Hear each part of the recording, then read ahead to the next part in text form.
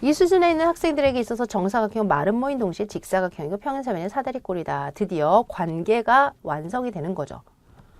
특히 이 3수준 있는 학생들은 이 성질들이 서로 연계가 되는구나 따라서 이 연계된 성질들을 조직한다. 명제로 완성할 필요성을 느낍니다.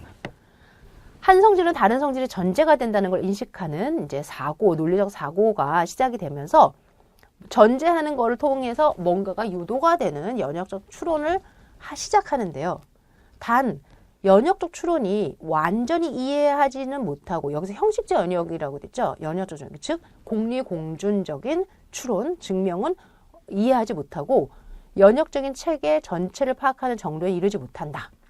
따라서 소규모로 또는 국소적으로 파악이 된다라는 거죠. 자기가 알고 있는 지식들을 가지고 예를 들어서 1,000원을 알고 있는 아이는 1,000원에 맞는 과자를 알고 있잖아요. 그리고 1,000원을 가지고 살 수 있는 거에 대해서 고민하잖아요. 그런데 돈을 알고 있는 사람은 돈을 어떻게 써야 되는지 알고 있는 거잖아요. 이처럼 1,000원을 알고 1,000원에서 보는 그런 사고를 국소적인 사고, 돈이라는 전체를 알고 돈에 대해서 그 활용을 아는 게 전체적인, 전면적인 또는 전반적인 사고인데 이 아이들은 자기가 알고 있는 지식이 작다 보니까 소규모로 또는 국소적으로 파악이 되면서 국소적 연역을 하게 된다라는 거죠. 예를 들어서 사각형이 몇 도야? 사각형 내각이 몇 도야? 그러면 삼각형이 2개니까 근데 삼각형이 180도라는 거 알아. 그러면 삼각형 2개가 3각형이 180도이므로 삼각형 2개가 사각형이고 따라서 180도 곱하기 2는 360도입니다. 이렇게 하는 게 그 상황에서는 이 아이에게 연역이에요. 참임을 밝혔으니까 단 국소적이다라는 거죠. 형식적 연역 봅시다. 형식적 연역은 연역의 의의가 전반적으로 이해된다. 네, 이거 줄치시면서 바로 밑에 공리적 방법의 의의를 이해하게 된다. 이런 거예요. 사실 공리공준이라는 단어가 여러분들에게 익숙한지 잘 모르겠지만 수학이라는 거를 너저분하게 이렇게 놓았을 때 이거를 한 번에 쭉 우리가 알짜배기로 쫙 정리하는 걸 집대성이라는 단어를 쓰기도 하고요. 공리적 방법으로 정리한다라고 쓰기도 하거든요. 근데 어떻게 한다?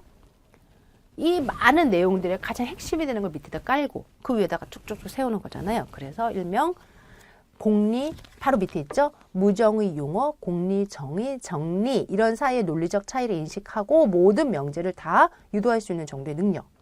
그러니까 사실은 뭐 고등학생들이 할 수 있다라는 거는 거짓말이지만 그래도 그 고등학생쯤 되면 이제 뭐 용어에 대한 정의라든지 정리라든지 이런 것이 조금 더 명확해진다라고 보는 거죠. 사실 대학생 이상이 형식 연습 수준인 것 같고요. 제가 아까 이게 유치원, 초등학교, 중학교, 고등학교 이렇게 얘기했지만 사실대로 말해서 이게 유치원, 초등학교, 중학교, 중학교까지 되는 것 같아요. 아니 중학교, 고등학교. 그리고 여기가 좀 고등학교나 대학교의 어떤 중간축이 아닐까라는 생각이 드는데 어떤 아이는 고등학교에서도 얘를 할 수 있고 어떤 아이는 못하고 그러니까 대학교가 이제 요거 이상 그 다음에 여기가 이제 논리 내면화되니까 이제 이게 위상수학이나 또는 무슨 미분기야 이런 걸 아는 거니까 대학교 이상의 뭐 교수님들 수준 같긴 해요. 여하튼 이제 우리가 그 학년별로 논하면 안 된다라는 이야기에서 다시 한번 설명하는데 형식적 연역 수준에 있는 아이들은 연역적인 추론을 이해하며 형식적 증명을 구성할 수 있는 스스로가 증명을 할 수 있어요. 제한된 조건의 결과로서의 결론을 논리적으로 정당화하는 일련의 명제를 만들어낼 수 있습니다. 이제 최고의 수준은 엄밀한 수준이죠. 리고얼. 그럴 때 구체적 성질이나 그 성질 사이의 관계의 구체적 의미가 아주 사상 없어져 버리고요. 그냥 수학 자체만을 연구하는 거예요. 모델을 참고하지 않고도 기하를 연구할 수 있는 거죠. 위상 수학 같은 게 그런 거예요. 또한 뭐 우리가 잘 아는 미분기하도 그런 거고요. 그래서 위상기하 같은 거. 그리고 다음 페이지 다양한 공리 체계와 논리 체계에 대한 논의의 가치를 이해할 수 있으며 다양한 수학 체계 안에서 가장 엄밀한 방식으로 추론할 수 있고 기하의 이론이 추상적인 연역적 체계로 구성되고 수학적 구조를 잘 이해하며 구조에 관한 고차원적 수준의 명제를 정당화할 수 있는 등 전문적인 수학자의 수준. 그러니까 대학생 이상이 되는 것 같아요. 대학원생 또는 그 이상이 된다라고 생각하시면 돼요. 그러면서 유클리드 기하는 당연하고요. 여러 기하 체계, 비유클리드 기하, 또 힐베르트 공간 이런 것까지도 다 되더라라는 거죠. 반일에 따르면 시각적 수준과 분석 수준의 아이들의 추론은 도형을 확인할 때 상당히 다르다. 여러분들 생각 어때요? 시각적 수준은 도형을 그냥 본 대로만 봐요. 그거는 왜 그런지 이유가 없이 그냥 그렇게 생겼어요.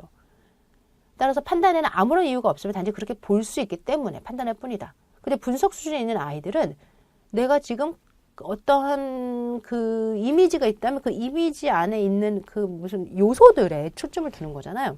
따라서 내가 지금 선생님이 그림을 좀 다소 불완전하게 그렸지만 마름모구나 이렇게 보면서 그림을 그리는 사람의 의도는 모든 변의 길이가 같게 그린 거구나 이렇게 알게 되는 거죠. 따라서 1수준을 가르치는 교사는 그림을 아주 정확하게 그려야 돼요. 하지만 2수준을 가르치는 교사는 그렇지 하고 거기다 언급해 놓으면 길이가 다 다른 거죠.